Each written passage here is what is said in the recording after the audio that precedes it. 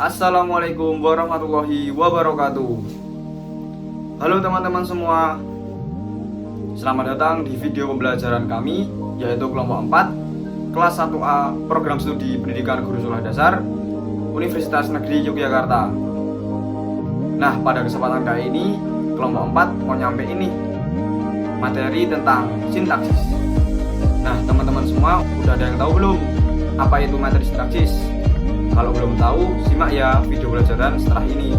Tapi sebelum itu, kita dari kelompok 4 mau perkenalan dulu nih. Yang pertama, ada Mbak Putri Dwi Ratnaningrum. Yang kedua, ada Mbak Atika Zahroh Nugraheni. Yang ketiga, ada Mas Mukhlisin Hidayatullah.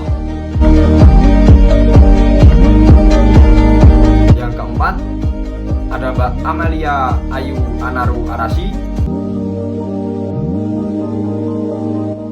Yang kelima, ada Mbak Meisya Anggita Putri. Yang keenam, ada Mbak Intan Nur Hasanah Nur Groho. Yang ketujuh, ada Mbak Mega Setia Handayani.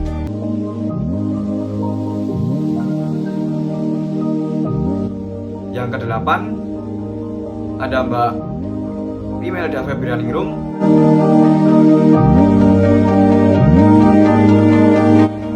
Yang kesembilan, ada Mbak Wahidatun Nur Karisma. Nah, setelah ini kita akan memaparkan video pembelajaran tentang materi sintaksis pada pembimbing ngaji. Waktu dan tempat, silahkan. Materi yang akan kita bahas pada video kali ini adalah definisi sintaksis dan jenis-jenis sintaksis dalam bahasa Indonesia. Kata sintaksis berasal dari bahasa Yunani, yaitu sun, yang berarti dengan, dan kata tatein yang berarti menempatkan. Jadi, secara etimologi berarti menempatkan bersama-sama kata-kata menjadi kelompok kata atau kalimat. Manaf menjelaskan bahwa sintaksis adalah cabang linguistik yang membahas struktur internal kalimat. Struktur internal kalimat yang dibahas adalah frasa, klausa, dan kalimat. Selanjutnya saya akan menjelaskan mengenai jenis-jenis kalimat sintaksis dalam bahasa Indonesia. Berdasarkan unsur pembentuknya, kalimat dibedakan menjadi dua, yaitu kalimat tunggal dan kalimat majemuk. Kalimat tunggal merupakan kalimat sederhana karena hanya terdiri atas subjek dan predikat. Meskipun demikian, kalimat tunggal masih bisa ditambahkan unsur-unsur kalimat lainnya. Kalimat tunggal terbagi lagi menjadi dua, yaitu kalimat nomina dan verbal. Kalimat nomina merupakan kalimat tunggal yang struktur kalimatnya berupa subjek dan predikat yang berbentuk jenis-jenis kata benda. Contoh kalimat nomina yaitu Doni ialah seorang murid. Doni sebagai subjek, sedangkan kalimat ialah seorang murid merupakan predikat. B. Kalimat verbal, yaitu kalimat yang strukturnya terdiri atas subjek dan predikat yang berbentuk jenis-jenis kata kerja. Contoh kalimat Rahma memakan apel. Rahma sebagai subjek, memakan sebagai predikat, apel sebagai objek. Yang kedua, kalimat majemuk, yaitu kalimat yang strukturnya terdiri dari gabungan dua klausa atau gabungan dua kalimat yang dihubungkan dengan konjungsi sehingga membentuk satu kalimat utuh. Kalimat majemuk terbagi menjadi beberapa jenis, yaitu A. Kalimat majemuk setara, yaitu kalimat majemuk yang terbentuk dari hasil penggabungan dua klausa atau kalimat tunggal yang mempunyai kedudukan yang sama. Contoh, adik pergi ke sekolah dan kakak pergi ke kampus. Adik sebagai subjek pertama, pergi sebagai predikat pertama, ke sekolah sebagai keterangan pertama. dan sebagai konjungsi, kakak sebagai subjek kedua, pergi sebagai predikat kedua, ke kampus sebagai keterangan kedua. Berikut adalah lanjutan dari unsur pembentuk. Ada kalimat majemuk rapatan. Kalimat majemuk yang terbentuk karena hasil proses penggabungan atau perapatan, entah itu subjek atau predikat atau maupun unsur lainnya. Seperti contoh, terdapat dua kalimat. Kalimat yang pertama yaitu ibu membeli ikan di pasar. Kalimat yang kedua yaitu ibu membeli buah di pasar. Kemudian dirapatkan menjadi ibu membeli ikan dan buah di pasar. Ibu sebagai subjek, membeli sebagai predikat, ikan sebagai objek pertama, dan sebagai konjungsi, buah sebagai objek kedua, di pasar sebagai keterangan. Jenis kalimat majemuk yang ketiga adalah kalimat majemuk bertingkat. Kalimat majemuk bertingkat merupakan kalimat majemuk yang strukturnya terdiri atas induk kalimat dan anak kalimat. Sebagai contoh, perhatikan kalimat berikut ini. Anissa terjatuh saat bersepeda sehingga kakinya terluka. Anissa sebagai subjek terjatuh sebagai predikat saat bersepeda sebagai keterangan waktu, sehingga sebagai konjungsi, kakinya sebagai pelengkap dan terluka sebagai pelengkap. Dalam kalimat tersebut, induk kalimatnya merupakan Anissa terjatuh saat bersepeda dan anak kalimatnya merupakan kakinya terluka. Untuk jenis kalimat majemuk yang keempat merupakan kalimat majemuk campuran.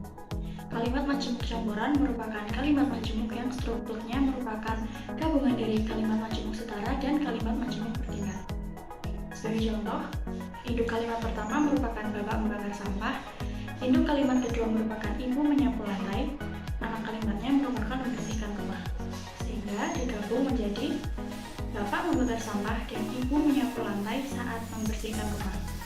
Bapak sebagai subjek pertama, membakar sebagai predikat pertama, sampah sebagai objek pertama, dan sebagai konjungsi, ibu sebagai subjek kedua, menyapu sebagai predikat kedua, lantai sebagai objek kedua, saat sebagai konjungsi kedua, membersihkan sebagai predikat ketiga, dan rumah sebagai objek ketiga.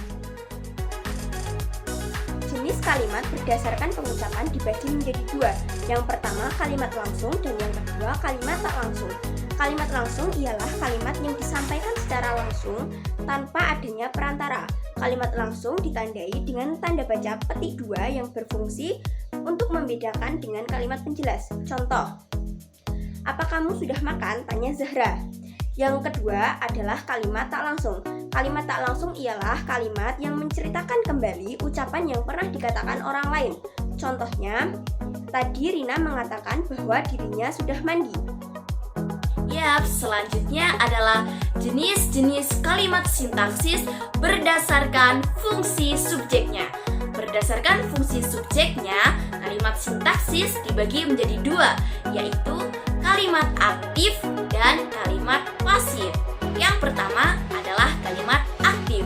Apa sih kalimat aktif itu?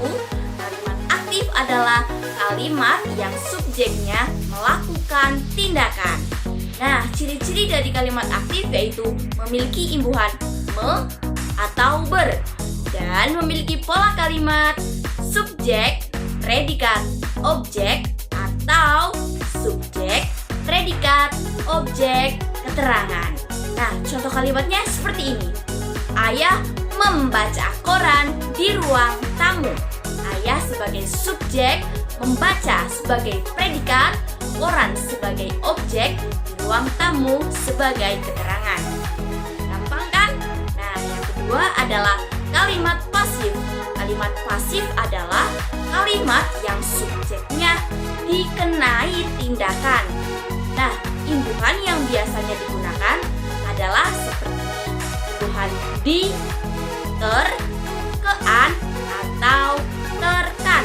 Contohnya seperti ini. Adik digendong ibu.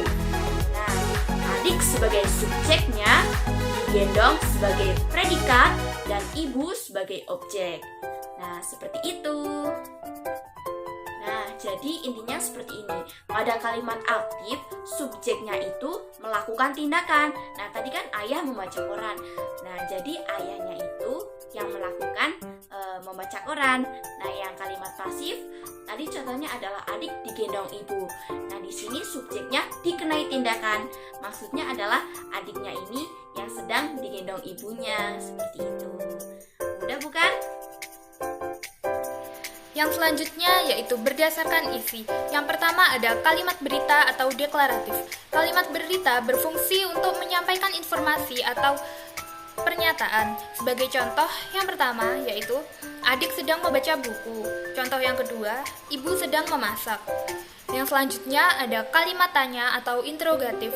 Kalimat tanya adalah sebuah kalimat yang berfungsi untuk mencari tahu tentang suatu informasi atau jawaban dari lawan bicara. Contohnya, yang pertama yaitu kapan kamu datang ke rumahku?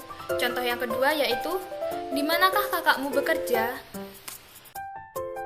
Kemudian, yang ketiga yaitu kalimat perintah atau imperatif, yaitu kalimat yang berfungsi untuk memberikan perintah untuk melakukan sesuatu. Contohnya yaitu, ayo bersihkan kamarmu sekarang. Kemudian, yang keempat, kalimat seruan, yaitu kalimat yang bertujuan untuk mengungkapkan perasaan. Ada beberapa ciri dari jenis kalimat seruan, di antaranya bernotasi tinggi dan diakhiri dengan tanda baca seru.